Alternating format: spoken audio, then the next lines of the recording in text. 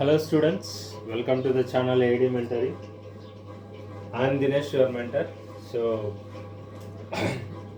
Classification of elements, మూలకాల వర్గీకరణ అంటాం తెలుగులో. సో వాటికి సంబంధించిన వీడియోస్ ఆల్రెడీ అప్లోడ్ చేశాను ప్లేలిస్ట్లో.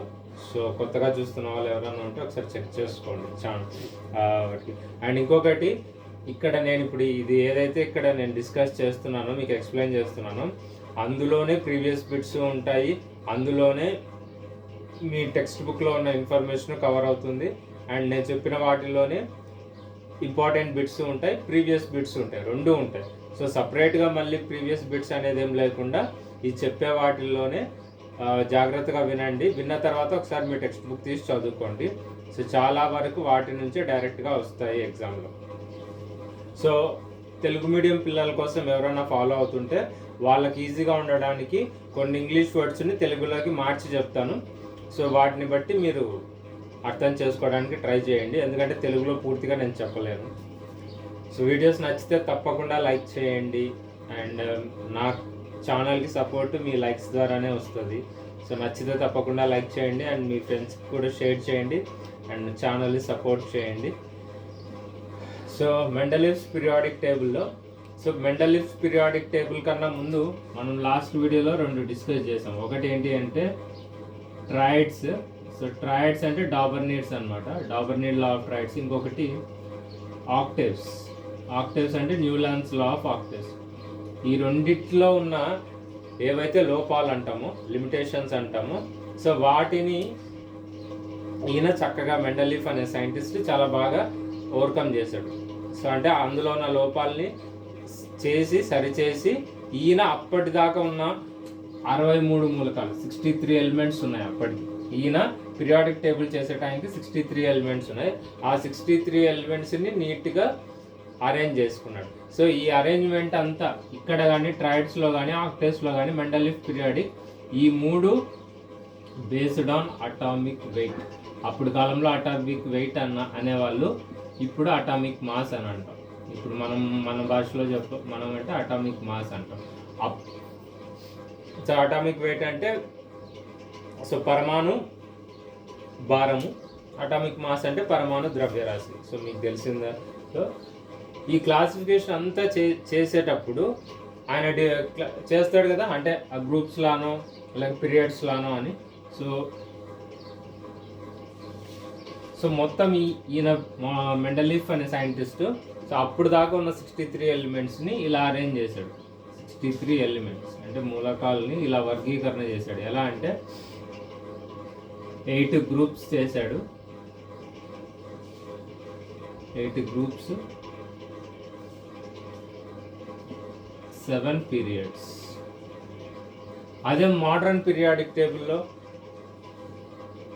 మోడర్న్ పీరియాడిక్ టేబుల్లో అయితే మనకు 18 గ్రూప్స్ ఉంటాయి, 7 పీరియడ్స్ ఉంటాయి. సో ఈ 18 గ్రూప్స్ని దేంతో ఎలా డినోట్ చేశాడు అంటే రోమన్ న్యూమరల్స్. ఇవన్నీ బిట్సే. సో మెండలీఫ్ ఆవర్తన పట్టికలో గ్రూప్స్ని ఎలా డినోట్ చేశారు? సో రోమన్ నెంబర్స్తో చేశాడు. సో పీరియడ్స్ని ఎలా చేశాడు? Arabic numbers, Arabic numerals or Arabic numbers. Roman సంఖ్యలు, అరబిక్ సంఖ్యలు. అండ్ ఈయన చేసింది ఏంటి అంటే ఈ గ్రూప్స్ 7 పీరియడ్స్లో వీటిని మళ్ళీ సబ్ గ్రూప్స్ చేశాడు. ఈ గ్రూప్స్ అనేది సబ్ గ్రూప్స్లా చేశాడు. ఏబి అనేది సబ్ గ్రూప్స్ ఉన్నాయి. అవి ఏంటి అనే దాని మీద క్వశ్చన్స్ మీకు రావు, అవసరమేం లేదు.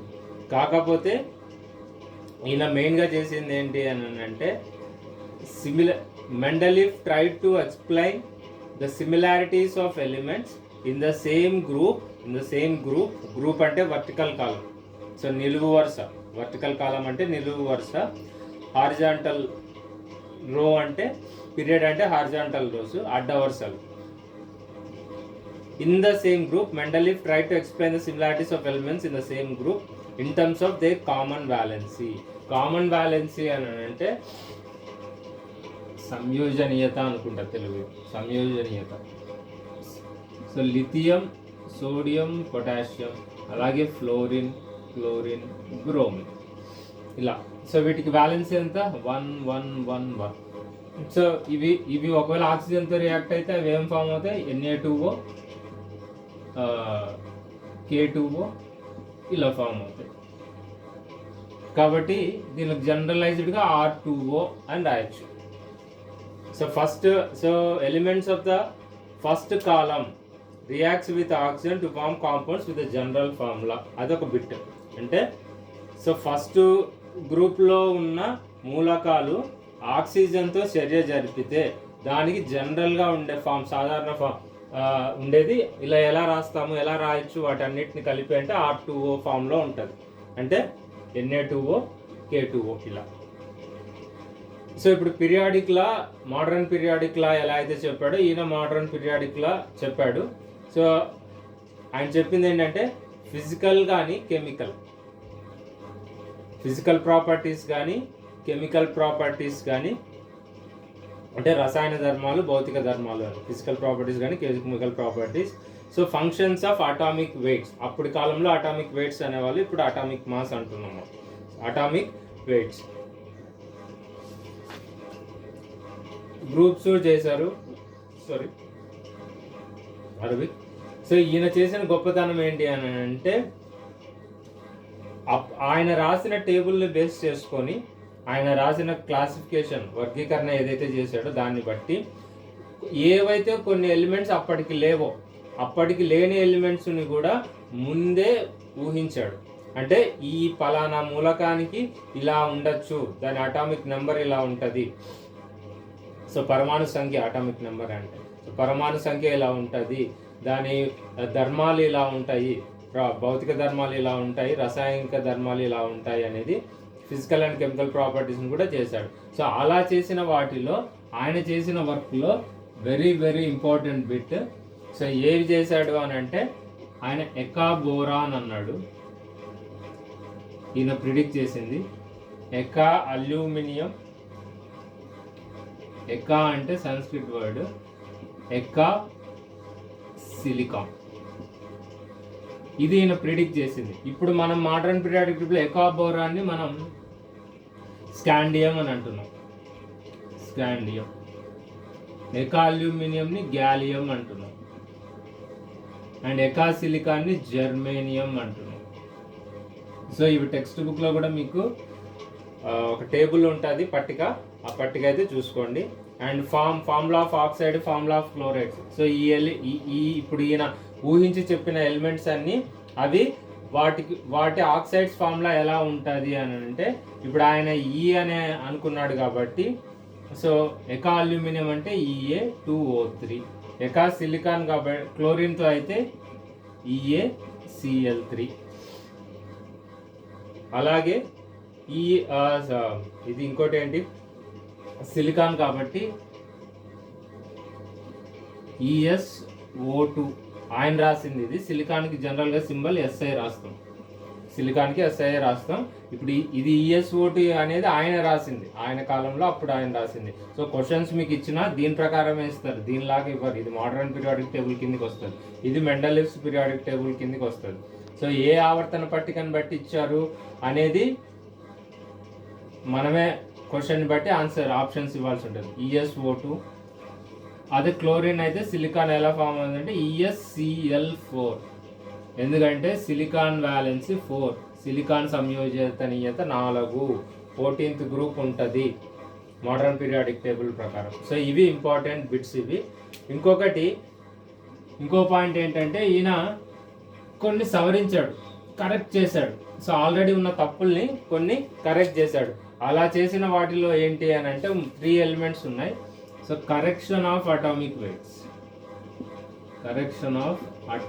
వెయిట్. సో దేనికి చేశాడు అని అంటే బెరిలియం చేశాడు, బెరిలియం అనే మూలకానికి. ఇండియం అనే మూలకానికి చేశాడు. అండ్ గోల్డ్ అనే మూలకానికి చేశాడు. సో ఏం చేశాడు, ఎలా చేశాడు అని అంటే దేన్ని బట్టి చేస్తాం జనరల్గా అంటే ఇది formula important. Atomic weight equals to formula ఇది గుర్తుంచుకోండి. Atomic weight equal to equivalent weight into valency. Equivalent weight into valency. So పరమాణు భారం ఈక్వివాలెంట్ వెయిట్ అంటే నాకు తెలుగు మీనింగ్ తెలీదు. సో బ్యాలెన్సీ అంటే సంయోజనీయత. ఈ రెండు తెలుసు కాబట్టి మూడోది మీరు టెక్స్ట్ బుక్లో తెలుగు మీడియం వాళ్ళు చూసేవాళ్ళు చూసుకోండి. Atomic weight equal to equivalent into valency. So దీన్ని బట్టి బెరిలియం వ్యాలెన్సీ 3 ఉండదు 2 ఉంటుంది అని చెప్పాడు. సో అలా కరెక్ట్ చేశాడు. సో అనామలస్ సిరీస్ అని అంటే కొన్ని ఆయన చెప్పిన ప్రకారం అంటే అటామిక్ వెయిట్ని బట్టే చేశాడు, కానీ ఆ అటామిక్ వెయిట్ ఇంక్రీజింగ్ ఆర్డర్ అంటే అసెండింగ్ ఆర్డర్, ఆరోహణ క్రమం. సో ఒక ఎలిమెంట్స్ని అరేంజ్ చేసినప్పుడు పీరియాడిక్ టేబుల్లో ఆయన తీసుకున్నది ఏంటి అని అంటే అటామిక్ వెయిట్సే తీసుకున్నాడు. అటామిక్ వెయిట్స్ కూడా ఏ ఆర్డర్లో ఉండాలి అని అంటే అసెండింగ్ ఆర్డర్, ఆరోహణ క్రమము, ఇంక్రీజింగ్ ఆర్డర్లో ఉండాలి. కానీ కొన్ని ఎలిమెంట్స్కి టెలూరియం అండ్ అయోడిన్వి కొంచెం అటు ఇటు మార్చాడు. సో అక్కడ ఏంటి అని అంటే సో టెలూరియంకి ఎక్కువ వెయిట్ ఉంటుంది. సో ఎక్కువ వెయిట్ ఉన్నప్పుడు అయోడిన్ తర్వాత రావాలి, కానీ ఆయన టేబుల్ ఎలా అరేంజ్ చేశాడు, టెలూరియం ముందే అరేంజ్ చేశాడు, తర్వాత అయోడిన్ని ప్లేస్ చేశాడు పర్టికులర్. సో ఇవి కొన్ని. అలాగే కొన్ని డిఫరెంట్ ప్రాపర్టీస్ ఉన్న ఎలిమెంట్స్ని కూడా ప్లేస్ చేశాడు. ఫర్ ఎగ్జాంపుల్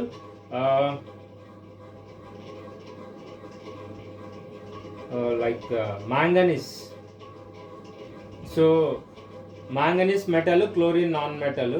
సో అలాంటివి కూడా ఈయన కంబైన్ చేశాడు. ఆయన పీరియాడిక్ టేబుల్ మీ దగ్గర ఉంటే చూసుకోండి, అక్కడ ఆయన ఇచ్చింది. సో అలా క్లబ్ చేయకూడదు కాబట్టి డిస్సిమిలర్ ప్రాపర్టీస్ అంటే ప్రాపర్టీస్ వేరుగా ఉన్నా కూడా కంబైన్ చేసి చేశాడు అరేంజ్ చేసేటప్పుడు. సో అది ఒక లిమిటేషన్. ఇంకొకటి అంటే మీకు లేదు, జనరల్గా వేరే టెక్స్ట్ బుక్స్ వేరే బోర్డు వాళ్ళకి ఉంటుంది, బట్ మీకు అవసరం లేదు. సో ఇది ఈయన చేసింది. ఇప్పుడు ఈయన కానీ ఎందుకు యాక్సెప్ట్ చేశారు అన్నది ఇంపార్టెంట్. సో ఈయన ఎందుకు యాక్సెప్ట్ చేశారు అని అంటే ఆయన ఆలోచన అంటే ఎందుకు ఆలోచన అని అంటున్నాను అంటే న్యూలాండ్స్ అనే సైంటిస్ట్ చేసేటప్పుడు ఒకవేళ భవిష్యత్తులో ఫ్యూచర్లో కొత్త ఎలిమెంట్స్ కానీ కనుక్కోగలిగితే వాటి ప్రాపర్టీస్, వాటి ధర్మాలను బట్టి ఆల్రెడీ వాళ్ళు చేసిన ఏదైతే ఉందో పర్టికులర్ ఆ టేబుల్లో ఉంచడానికి వీలు లేకుండా చేశారు ఎవరు, న్యూలాండ్స్ అనే సైంటిస్ట్. సో ఆ 56 ఎలిమెంట్స్ ఆ టైంకి ఎన్నైతే ఉన్నాయో అన్నిటిని ప్లేస్ చేశాడు. సో ఇంకా కొత్తవి ఏవి ఉండవు అన్నట్టు చేశాడు. మెండలీఫ్ అనే సైంటిస్టు సో ఇలాంటి భవిష్యత్తులో ఒకవేళ ఉంటే సో వాటి ప్రాపర్టీస్ ఇలా ఉంటాయని ఊహించాడు. అంటే అదే ఎకా సిలికాన్, ఎకా బోరాన్ అని. ప్లస్ ఒకవేళ ఒక సపరేట్గా రియాక్ట్ అవ్వని ఎలిమెంట్స్ అనేవి ఉంటే వాటికి సపరేట్ కొంచెం ప్లేస్ కూడా వదిలాడు. సో ఇప్పుడు నోబుల్ గ్యాసెస్కి న్యూలాండ్స్ లా ఆఫ్ ఆక్టివ్స్లో ప్లేస్ ఉండదు, కానీ మెండలీఫ్స్ పీరియాడిక్ టేబుల్లో ఆయన ప్లేస్ వదిలాడు కొన్ని. సో ఫ్యూచర్లో ఏమన్నా వస్తే వాటికి ఒక సపరేట్ గ్రూప్ ఉండాలి అనేసి సో అలా నోబుల్ గ్యాస్ ఎలిమెంట్స్కి ప్లేస్ ఇచ్చింది మెండలీఫ్. సో ఎందుకు యాక్సెప్ట్ చేయాలి అని అంటే కొంచెం అటు ఇటు చేసినా కానీ ఆయన చెప్పిన పద్ధతి సరిపోయింది, ఎందుకంటే చాలా వరకు సక్సెస్ అయింది. సో ఈ సక్సెస్ నుంచి Mendeleev modern periodic table mostly చేసింది ఏంటంటే అటామిక్ వెయిట్ బదులు అటామిక్ నెంబర్ తీసుకోండి, పరమాణు ద్రవ్యరాశి బదులు పరమాణు సంఖ్యను తీసుకుంటే సో ఇందులో మెండలీఫ్స్ ఆవర్తన పట్టికలో ఏవైతే లోపాలు ఉన్నాయో అవన్నీ సరి చేసుకుంటూ ఇప్పుడు మనం ఫాలో అయ్యేది పీరియాడిక్ టేబుల్ని హెన్రీ మోస్లే డిజైన్ చేశాడు. సో ఆయన చెప్పిన ప్రాపర్టీస్ అవన్నీ. సో ఇంపార్టెంట్ బిట్స్ ఇప్పుడు నేను మీకు ఏవైతే ఇక్కడ డిస్కస్ చేశానో అవి ఇంపార్టెంట్ బిట్స్, ఆల్రెడీ అడిగినవి. అండ్ మీ ఎగ్జామ్స్ పాలిసెట్లోనే కాదు వేరే ఎగ్జామ్స్లో కూడా చాలా ఇంపార్టెంట్ అడిగిన. సో నేను మీకు డిస్కస్ చేసిన ఏవైనా క్లాసెస్ కెమిస్ట్రీ వరకు మాత్రం మీరు ఈ క్లాసెస్ వింటే చాలా బిట్స్ కవర్ అవుతాయి. క్లాస్ క్లియర్గా విన్న తర్వాత మీ టెక్స్ట్ బుక్ తీసి చదువుకోండి, చాలా బిట్స్ కవర్ అవుతాయి. దాంతోపాటు మీకు తెలుసా, డూ యూ నో అని ఉంటుంది మీకు ఇంగ్లీష్ మీడియం వాళ్ళకి. తెలుగు మీడియం వాళ్ళకైతే మీకు తెలుసా అనే కొన్ని ఇంపార్టెంట్ బాక్సెస్ ఉంటాయి. అలాగే ఆలోచించండి, చర్చించండి అనే టేబుల్స్ కూడా ఒక పార్ట్ ఉంటుంది మీ పేజెస్లో. థింక్ అండ్ డిస్కస్ అంటాం ఇంగ్లీష్ మీడియం వాళ్ళకి. సో మీరు అవి కానీ చదువుకున్నారు అని అంటే మీ టెక్స్ట్ బుక్ దాటి ఒక క్వశ్చన్ కూడా రాదు, నా అష్యూరెన్స్ ఇది. సో మీరు ఆ టెక్స్ట్ బుక్స్ అవి ఇవి అని ఆ పేపర్స్, శాంపుల్ పేపర్స్ అవి ఇవి అవసరం ఏం లేదు. ఈ మంత్ ఎండింగ్ దాకా మీ టెక్స్ట్ బుక్స్ క్లియర్గా చదవండి. కెమిస్ట్రీ వరకు మాత్రం క్లాసెస్ విని మీ టెక్స్ట్ బుక్ చదవండి, చాలా ఈజీగా రాస్తారు. సో నేను ఎవరైనా ఛానల్ చూస్తున్న ఈ వీడియో చూస్తున్న వాళ్ళైతే సో టెలిగ్రామ్ గ్రూప్ ఉంది. సో ఫిజిక్స్కి సంబంధించిన న్యూమరికల్ క్వశ్చన్స్ ఎవరి దగ్గరన్నా ఉంటే నాకు టెలిగ్రామ్ గ్రూప్లో షేర్ చేస్తే నెక్స్ట్ మంత్ స్టార్టింగ్లో ఫస్ట్ వీక్లో అవి డిస్కస్ చేస్తాను. మీకు డెఫినెట్గా కొన్ని న్యూమరికల్స్ ఉంటాయి ఫిజిక్స్లో, థియరీ పార్ట్ కూడా ఉంటుంది, దాంతోపాటు కొన్ని ప్రాబ్లమ్స్ న్యూమరికల్స్ కూడా ఉంటాయి కాబట్టి అవి డిస్కస్ చేయడం వల్ల ఈజీగా చేయొచ్చు అంతే. సో టెక్స్ట్ బుక్ థియరీ మీరు ఎలాగో చదువుతారు, సో ప్రాబ్లమ్స్ చెప్పేటప్పుడు ఆ థియరీ కూడా చాలా వరకు కవర్ అవుతుంది, అందుకోసం చెప్తున్నాం. సో వీడియో నచ్చితే తప్పకుండా లైక్ చేయండి, షేర్ చేయండి అండ్ సబ్స్క్రైబ్ చేసిన తర్వాత పక్కన బెల్ ఐకాన్ని నొక్కడం మర్చిపోకండి. Thank you so much.